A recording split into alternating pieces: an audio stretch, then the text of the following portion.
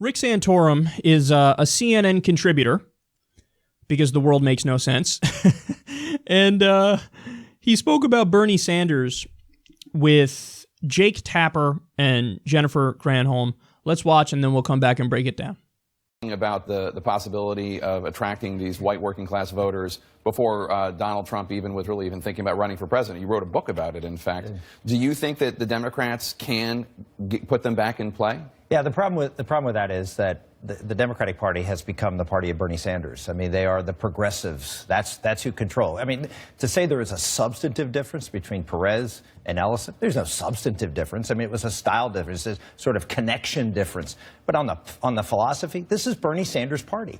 And as striking as the Republican transformation under Trump is, it's even more striking, in my opinion, from a policy point of view, the transformation of the Democratic Party to be really the party of a Vermont socialist who has been out there on the far reaches of the Democratic Party, now is the central figure in their party. That to me is something that's really remarkable. But wait a second, aren't you the person who was talking about making sure that trade is fair? I mean, haven't you been raising these same issues? You and I have both been raising these same issues. So Bernie Sanders has been raising those issues too. That economic core issue is a Democratic issue. You can brand it all you want, but you've been raising that issue too. Well, if I've been raising an issue, it's not a core Democratic issue. Obviously, it's something I've been raising. And if you recall, the last president to put in tariffs was George W. Bush, who put in steel tariffs. So, no, this is not. So you're in alignment with Bernie Sanders. On the issue of trade, on the issue of trade, there is alignment, but on just about everything else, there isn't much.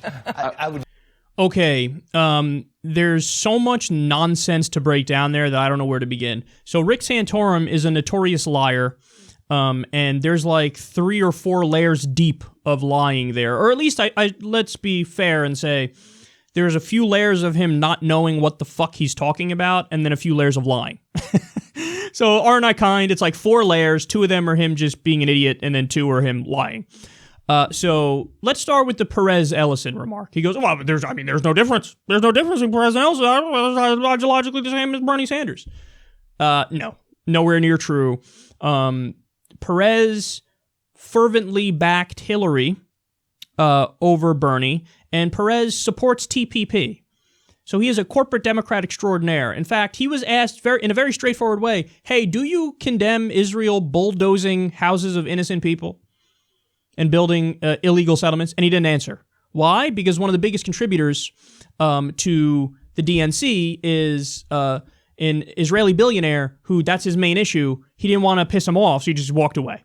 So this is a guy who is all about the money. And this is a guy who's a corporate Democrat. Now, Ellison, on the other hand, in some ways he's establishment, but he's Bernie's guy. He's significantly more progressive than Perez. He's against TPP. He's against the DNC taking corporate money and big donor money. Perez is not. So there's a huge difference between them, and Rick Santorum saying they're all the same shows he's either ignorant on the issue or he's not smart enough to dive into it and tell the difference. He's just a standard, no, Democrats are bad and Democrats are bad, and that's the end of the conversation, like your fucking grandpa at the Thanksgiving dinner table. Okay, so that's the first thing. The second thing is, it's Bernie Sanders' party now. It's Bernie Sanders' party. That's the problem. It's Bernie Sanders' party. Okay, it's not Bernie Sanders' party, but it should be Bernie Sanders' party. How does he not realize that? Right, it's Bernie Sanders' party when Bernie Sanders was the guy who the DNC fucked over and basically rigged the primary against him. They put their finger on the scale for Hillary against Bernie because Bernie's anti-establishment and because Bernie's against big money in politics and Bernie's for the people. So, no, it's not Bernie Sanders' party. And that's the problem. If it was Bernie Sanders' party, the Democrats would be sweeping everywhere. Now, furthermore, that's really not conjecture. It's a matter of fact that Bernie's ideas are popular. Rick Santorum is portraying it like crazy Bernie, socialist from Vermont. Obviously, his ideas aren't popular. Well, let's take a look. This was a poll that was commissioned by Vox.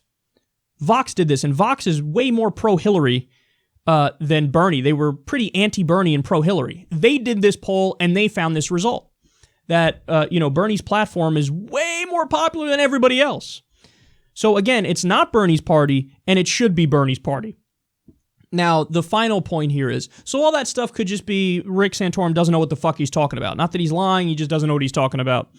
But here's the part where he's lying. He says, look, sure, on that one issue, I agree with him.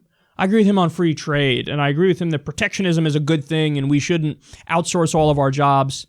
Actually, Rick, your voting record is crystal clear. You are the exact opposite. You're an establishment Republican extraordinaire. So, Rick Santorum voted yes on the free trade agreement with Oman, voted yes on implementing CAFTA, the Central American Free Trade Agreement, yes on free trade between U.S. and Singapore, yes on free trade with the U.S. and Chile, yes on free trade with the Andean nations, yes on a trade deal with Vietnam, yes on removing common goods from national security export rules, yes on permanent normal trade relations with China, which is even a bigger issue than NAFTA was. This is where we lost most of our jobs.